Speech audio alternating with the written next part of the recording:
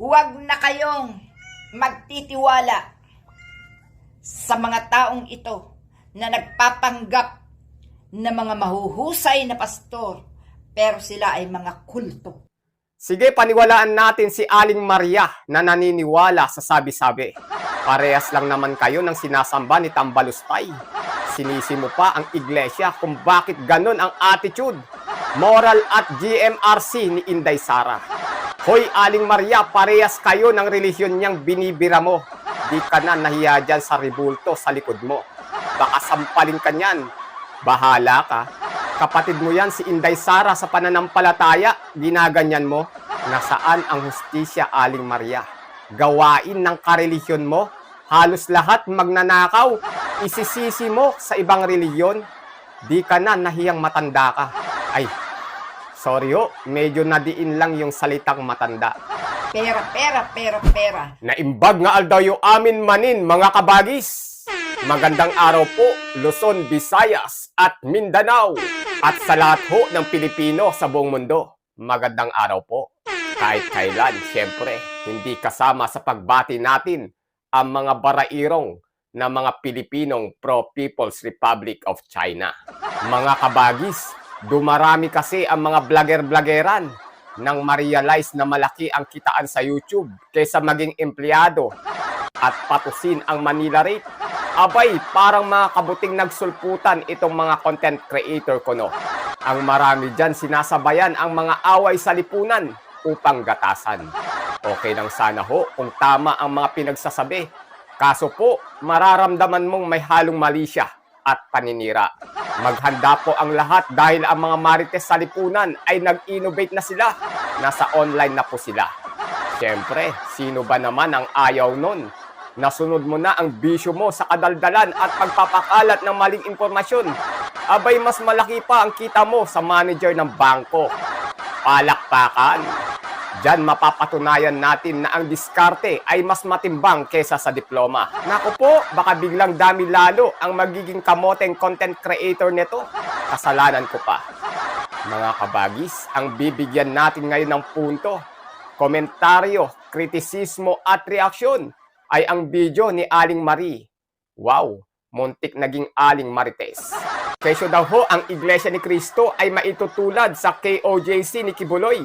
May utang umano ang INC na mahigit 8 bilyong piso para maitayo ang Philippine Arena sa Asia United Bank. At ginagamit lang umano ng tagapamahalang pangkahalatan ang mga miyembro nito upang hindi ma-impeach si BP Sara. Tara ho, samahan nyo akong supalpalin itong matandang ito ng katotohanan. Baka may mga nauuto na ito at naililigaw. O, baka tawagin nyo akong bastos. Matanda talaga yan. Magiging sinungaling ako pag tinawag kong bata yan.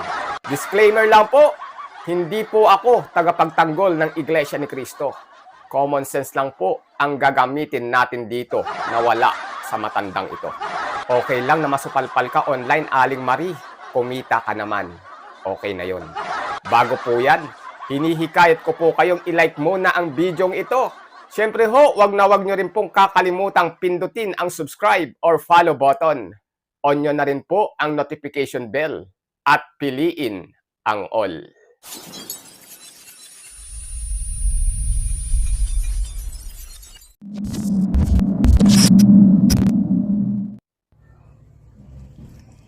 Hello mga kapatid, magandang hapon po.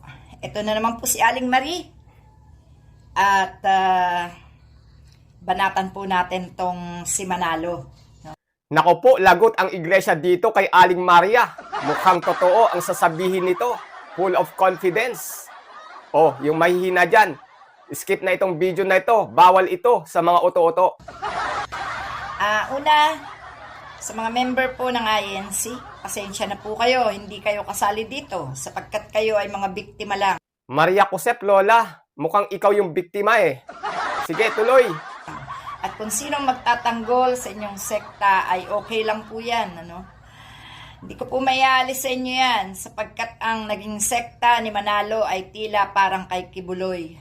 Naspak na i-compare pa po ang hinahangaan at nagniningning na Iglesia ni Cristo sa buong mundo sa mga mababantot na KOJC member.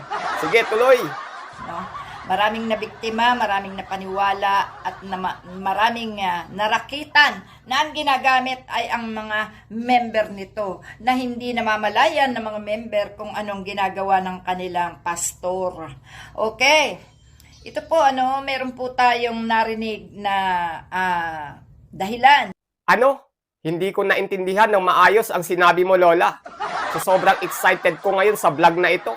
Parang may mga senses ako na hindi gumagana ng maayos. Ulit. Okay. Ito po meron po tayong narinig na dahilan. Tama ba yung narinig ko? Ito po meron po tayong narinig na dahilan. Ulit. Ito po meron po tayong narinig na dahilan. Isa pa. Ito po meron po tayong narinig na dahilan. Isa pa nga. Ito po meron po tayong narinig na dahilan. Tama nga yung narinig ko. Ang sinabi mo, meron kang narinig na dahilan. Ikaw naman, Lola. Kala ko naman meron kang pasabog na malupit laban sa Iglesia ni Cristo. Tapos babanat ka lang pala nang meron kang narinig na dahilan kung bakit ang tagapamahala ng INC ay hindi makahiwalay sa mga Duterte. Narinig mo lang pala, gusto mo paniwalaan ka namin na totoo ang sinasabi mo laban sa iglesia na narinig mo lang. San mo narinig yung kwentong yan? Kay Mang Kanor na kumpare mo? May kwento nga si Aling Rosa sa nanay ko kahapon na may utang ka sa tindahan ni Mang Pepe 1 taon na hindi mo pa rin binabayaran. Pero, kwento ka ba ng nanay ko sa online? Paano yan? Itutuloy ko pa po ba itong video na to, mga kabagis? Una pa lang, wala ng kredibilidad itong si Aling Mariang Kwasit. Kwasit, it means maganda po yun sa Ilocano. Ang kwasit mo po? Opo, sobrang kwasit mo. Sige, tuloy na lang natin to. Nasimulan na natin eh. Ikaw ang nagsimula nito, Aling Mariang Kwasit. Kung bakit itong si Manalo ay hindi hiwalay kay Duterte. Hindi makahiwalay. Yun ang narinig mo. Okay, tuloy. Ay sapagkat ito po pala ay pinayagan o may deal sila ni Digongyo. Okay, may deal sila ni Digonggong. Base sa narinig mo. Tama? No? Na makakuha ng higit 8 bilyong piso. Bilang Executive Minister Eduardo V. Manalo ng nasabing loan agreement na di pa nababayaran hanggang ngayon. Wow, ang laki! Mahigit 8 bilyong piso ang loan ng INC na hindi pa nababayaran hanggang sa ngayon. Yun ang narinig mo. Siglahan mo naman, Aling Maria, para hindi maboring ang mga viewers natin. No? At yan po ay sa Asia United Bank, sa AUB. Na-approve po ni Digongyo ito. Approve pa pala ni Digonggong. No? Na 6 na beses nag-loan na mayroong agreement. So, ibig sabihin po, nakatali o nakakumit itong si Manalo. Okay, sige. Nakakumit ang tagapamahala ng INC kay Duterte dahil siya ang nag-approve sa loan. Kaya hindi makahiwalay ang iglesia. Base sa narinig mo. Sige, tuloy, Lola. O nakakumit itong si Manalo sa mga Duterte kung kaya't yung gagawin nila na yan na mga rally-rally ay hindi para sa kapayapaan, hindi para kay Marcos, hindi para mawala ang mga kawatan na katulad ni Sara Duterte na nilustay ng 7 araw, hindi po 11 araw, 7 araw niya nilustay ang 125 milyong nanggaling sa dugo at pawis ng mamamayan.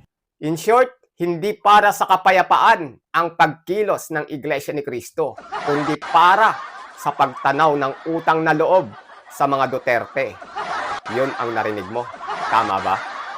Kaya po ito, si Manalo ay nakakumit at ngayon ay nananawagan sa lahat ng lugar na mayroon silang sekta ng kanilang pananampalataya ay dahil dito Nakakomit siya, may deal sila, may utang na loob siya kay Duterte. Kung kaya't wag po kayo palilinlang. Ibig sabihin, yung sinasabi mo na yan, lumalabas hindi ikaw ang magaling, kundi yung kinaringgan mo ang magaling dahil napaniwala ka at kinalat mo pa online. Ang tawag po doon, kaduldugan. Nakikisuyo po ako sa Iglesia ni Cristo. Huwag po nyo ididemanda tong matandang ito. Bakit ho? Malapit naman na to. Kaya ho, pabayaan nyo na siya. Baka nag-uulyanin na po. At nakalimutan niyang yung pinagkakalat niya ay mula sa narinig niya kay Mang Kanor. Sige Lola, tuloy! Yung mga atin po sa 13 para sa anti-impeachment po yan. Yan po ay para kontrahin ang impeachment kay Sara Duterte. Doon po sa mga member na medyo naging panatiko na, mag-isip-isip po kayo. Ano ang pag-iisipan nila? Nagayahin ang ginawa mo, Aling Maria, na pagkatapos makarinig ng sabi-sabi ay ipagkakalat din nila online, ganon, para kumita. Dahil ang pakikialam ni Manalo sa ating gobyerno, no?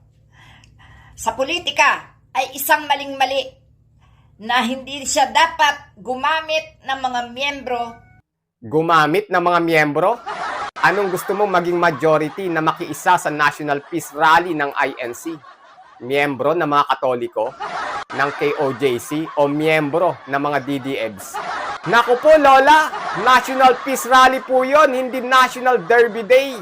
Siguradong nagkagulo-gulo ng todo kung sila ang majority sa rally. Nag-iisip ka ba? Sa tingin ko sa'yo Lola, mukha kang bitter na nagtayo ng relihiyon pero wala kang napaniwala dahil sa doktrina mo ay galing sa sabi-sabi lang. Gumamit ng mga miyembro para lang isabotahe ang magagandang plano at sa mga ikabubuti ng bansa na mga gagawin ng mga Pilipino. Sige Lola, ayusin mo ang pagbabasa mo dyan sa script mo para di halatang scripted. Kaya po, itong pananawagang ito ni Manalo, ito po ay hindi makakabuti. Hindi po for peace. Tama, hindi makakabuti ang mapayapang pagkilos ng INC, sabi ni Aling Maria, na nagkakalat ng sabi-sabi mula kay Mang Kanor. Suportahan niyo siya mga uto-uto. Palakpakan! Sapagkat alam nyo naman na political threat na ang ginawa ni Sara Duterte kay Bongbong Marcos. Yan ay ang pagbabanta na patayin si BBM, si First Lady Lisa, at si Speaker Martin Romualdez. Kaya mga kapatid, huwag na kayong magtitiwala sa mga taong ito na nagpapanggap na mga mahuhusay na pastor pero sila ay mga kulto. Sige, paniwalaan natin si Aling Maria na naniniwala sa sabi-sabi. Parehas lang naman kayo ng sinasamba ni Tambalustay. Sinisi mo pa ang iglesia kung bakit ganun ang attitude, moral at GMRC ni Inday Sara. Hoy Aling Maria, parehas kayo ng relihiyon niyang binibira mo. Di ka na nahiya dyan sa ribulto sa likod mo. Baka sampalin ka niyan. Bahala ka. Kapatid mo yan si Inday Sara sa pananampalataya, ginaganyan mo. Nasaan ang hustisya, Aling Maria? Gawain ng karelihiyon mo, halos lahat magnanakaw. Isisisi mo sa ibang relihiyon. Di ka na nahiyang matanda ka. Ay, sorry ho, medyo nadiin lang yung salitang matanda. Pera. 8 bilyon ang inaprubahan ni Duterte para ma-withdraw ng 6 na ulit ni Manalo. At malamang na yan ang kapalit ng rallying ito. Hindi siya makabitiw sapagkat siya'y merong bayarin. Lo, pera-pera daw mula di umano sa 8 billion pesos na loan ng iglesia na inaprubahan ni Digonggong. Yun ang tama sa kanya dahil yun ang narinig niya kay Mang Kanor. Yung mga uto-uto na umabot na sa part ng bidyong ito, tapusin nyo tong video na to. Susupalpalin natin ng common sense ang kwasit na to. At marirealize niya at masasabi niya sa sarili niya, nako po, oo nga, ano tong mga pinagsasabi ko? Hindi ko naisip yon. Ano yung mga kasinungalingan niya na sinasabi? Ito, mga pagpapanggap nila, no? Pakinggan niyo po ito. Iglesia ho ni Cristo Yan. ay walang utang kahit nasa ang bangko. Oy, teka, may 1 billion pesos na loan ng INC para sa Philippine Arena kahit sinabi nilang galing daw ito sa abuluyan ng miyembro. Pero ang totoo, umutang sila sa Metrobank at Asia United Bank. Pati 3 to 17 units ng LIG condominium, sabi ng mga dating leader ng INC, bawal mangutang o magsanla ng ari-arian ng simbahan, kaya maraming miyembro ang hindi makapaniwala o ayaw tanggapin ang isyong ito. Ngayon, ang tanong, kung sabi nila galing lahat sa miyembro, bakit may loans? Ang Philippine Arena ang pinakamalaking indoor arena sa mundo. Pero ang tanong ngayon, sulit ba ang laki nito sa laki ng utang? Bakit in denial? Ano sa tingin nyo? Nako po, kung kani-kanino ka pala nakikinig, Aling Maria, tama ang hinala ko na kay Mang Kanor ka nakinig. Kaya ka naligaw. AI voice generated yan, dumbbell. Tama ang hinala ko. Si Mang Kanor nga. Si Mang Kanor na natuto na rin maging vlogger using AI generated voice. Tuwang-tuwa pa ang reaksyon ng mukha mo, Aling Maria. Kala ko ba naman meron kang ilalabas na matibay na prueba? Oh, pagtulong-tulungan nyo na po ito sa comment section, itong kwasit na ito. Pero bago nyo po yung pagtulungan sa comment section, ididebunk po natin ng mabilisan gamit ang common sense ang pinagsasabi na matandang ito. Una, nag-loan daw umano ang INC na mahigit 8 billion pesos at ginamit ng INC ang pera sa pagpapatayo ng Philippine Arena at si Digonggong daw ang nag-approve. Ang sagot dyan ay, una, naniwala po siya sa fake news ni Mang Kanor at proud na ipinagkalat pa niya ito online. Dahil natapos at nagamit ang Philippine Arena ng INC noong taong 2014 para sa 100 years anniversary ng Iglesia ni Cristo. At ang Pangulo po noon ay si Benigno Noynoy Aquino Jr. Aling Maria, ito sampal sa'yo. Pati ka mag-anak mo, ikakahiya ang kadambelan mo. Sige ho, sabihin na nating totoo ang loan ng INC. Pero, kailan pa nagkaroon ng kapangyarihan si Digong na mayor pa lang noon ng Davao na mag-approve ng loan mula sa isang bangko na tulad ng sinasabi mo na ginamit sa pagpapatayo ng Philippine Arena? 2016 siya naging Pangulo ng Pilipinas. Sige, sabihin na nating totoo yung loan na yan. Panigurado, hindi si Digong ang nag-approve kung ang Pangulo man ang mag-a-approve. Kasi, alam ko, 2010 to 2014, ginawa yung Philippine Arena kung hindi ako nagkakamali para sa 100 years anniversary celebration ng INC. Mayor pa si Digong na mga taon na yan sa Davao. Sige, sabihin na rin nating totoong may loan nga ang iglesia. Mutit ka ba, Aling Maria? Bakit matatali ang iglesia sa mga Duterte? Una, babayaran naman yun ng iglesia. Kaya nga loan. Pangalawa, hindi naman yun pera ng mga Duterte. Nakita nyo yung punto ko, mga kabagis? Etong si Aling Maria, nagpapasikat lang to eh. Nakakalungkot ho, baka may nailigaw na to ng mga uto-uto. Ang iglesia ho ay walang utang. Ilalagay ko ang link sa description ng bidyong ito. Ang bidyong nagpapatunay na malabong magkaroon ng utang ang Iglesia ni Cristo. Halatang pinilipit mo ang vlog mo, Aling Maria, para ma-align mo sa nangyayari ngayon sa politika ng Pilipinas. Kung bakit against ang INC sa impeachment ni BP Tambalustay. Ulitin po natin, ang iglesia ay para sa kapayapaan. Kahit anong gawing paninira, lalong magniningning ang iglesia sa buong mundo. Sige ho, pagtulungan nyo na sa comment section ang kadambelan nitong si Aling Maria. Halatang walang alam at namomolitika lang. Mga kabagis, cut na po natin itong video na to. Sobrang haba na po kasi. Napatunayan naman na natin na walang kredibilidad itong pinagsasabi ni Aling Maria.